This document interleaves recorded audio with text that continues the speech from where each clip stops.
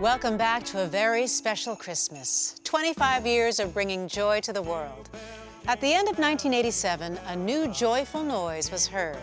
The first ever A Very Special Christmas album featured recordings from the hottest talents in the world, including superstars like Bruce Springsteen, U2, Madonna, Whitney Houston, Stevie Nicks, and John Bon Jovi, just to name a few. In a way, its creators could not imagine A Very Special Christmas was about to change the way Christmas sounded for a whole new generation.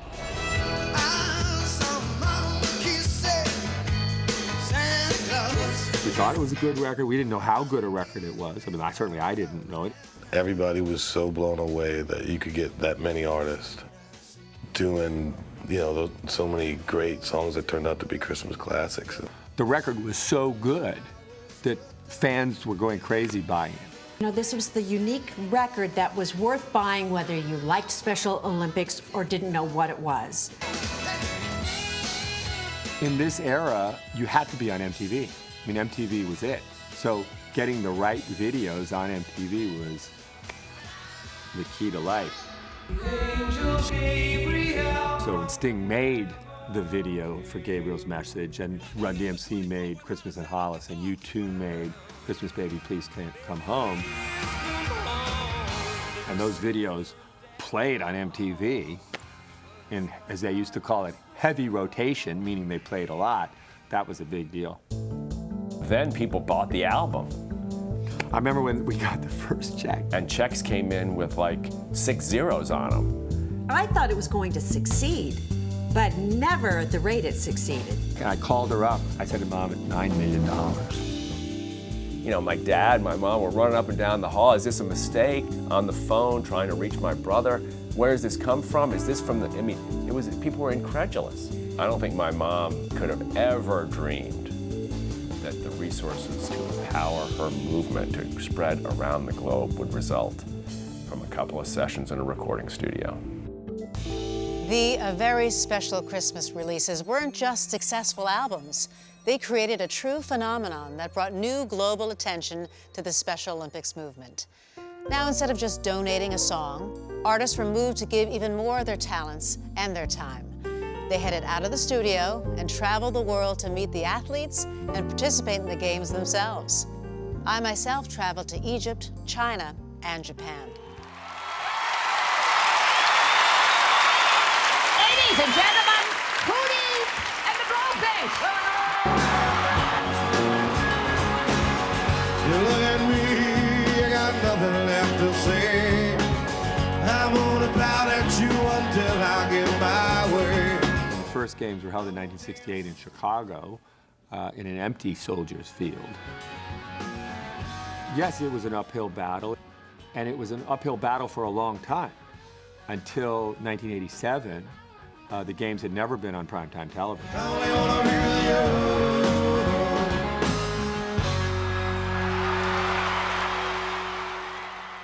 When we confirmed that Whitney Houston would sing at the opening ceremonies,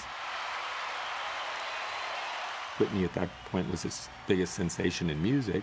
She was just a kid in those days, whenever she was 23, 24.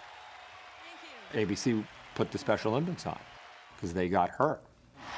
At the beginning of tonight's ceremonies, there were 5,000 friendship balloons released, each carrying messages of peace from all of you. Well, here's a bouquet from me.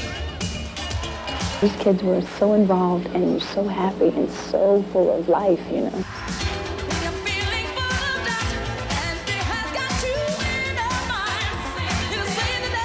It was great to see it. It really made me cry, really, It was great to see. The number of people who have helped make this possible is a who's who of the music industry.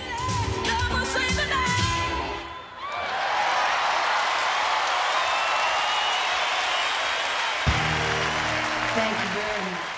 To single people out, but Vanessa Williams has just been extraordinary, serving on our board, making financial contributions, traveling all over the world, knocking on doors every day, not just once a year or once every 5.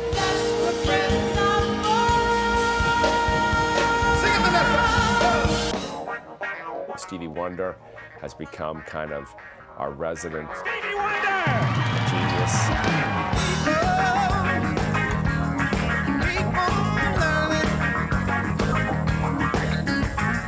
I give my heart and my talent to being a part of the Special Olympics. Being born blind, many people counted me out, said it would never happen. As is true with these participants, but what I like is the resilience. Oh yes, I can do this and I will do it. So I feel like, you know, we really work to inspire and encourage each other.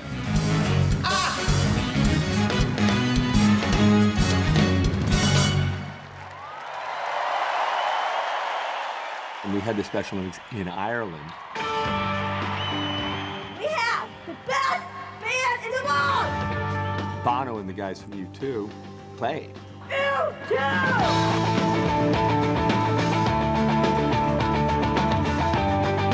I can't even think of everybody. Sheryl Crow, Tom Petty, all performing. They've all sung at actual live events. Clinton came to the opening ceremonies of the Special Olympics. He was the sitting president of the United States. John Bon Jovi's been with us from the beginning. John Bon Jovi, where are you and Gary? He's been to a lot of events, and his family really enjoyed going to them, and they felt the optimism and goodness of the Special Olympics. 1 for the money, 2 for the show. Jam Master Jay, Down and Joe. Not all the artists went, but the artists who did go to games, I think all felt happy to be associated with something which has that much truth in it and that much sincerity.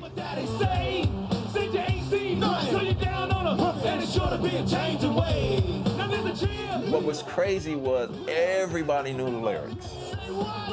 Everybody knew the lyrics. She told me to.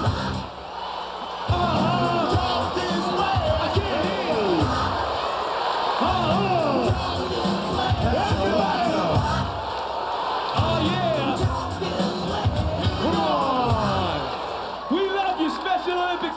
25 years of people, some of the greatest artists the recording industry has ever known, coming to this movement, meeting an athlete, participating at the games, getting a hug. And they say, I'm in. I want my voice to be joined to the voice of that athlete who might have looked small and might have looked vulnerable and might have looked fragile. But wow, the presence is there.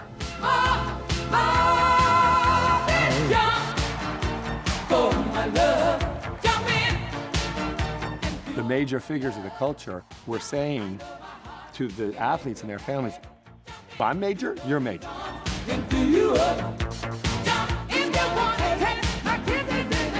Our athletes are like everybody else. They're blown away. You know, they want autographs, they love the music, they love the musicians, they want to be part of it.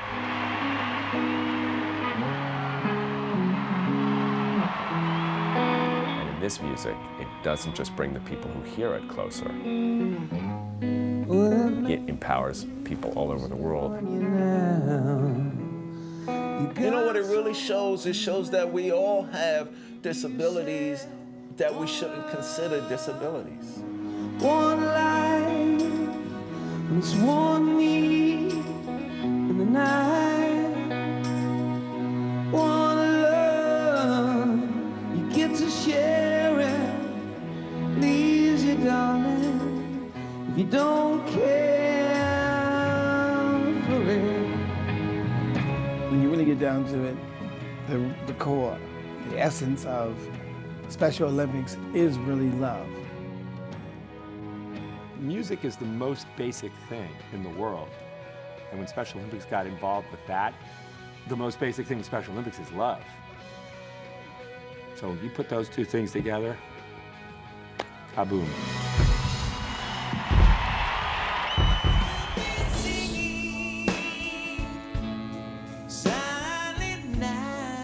If anybody can write a Christmas song, he can. The first album, I didn't have the guts to put them on it. And the second album, I said, hey, let's just go do it. You know, if it's not something that we can all groove to, why bother? Holiday.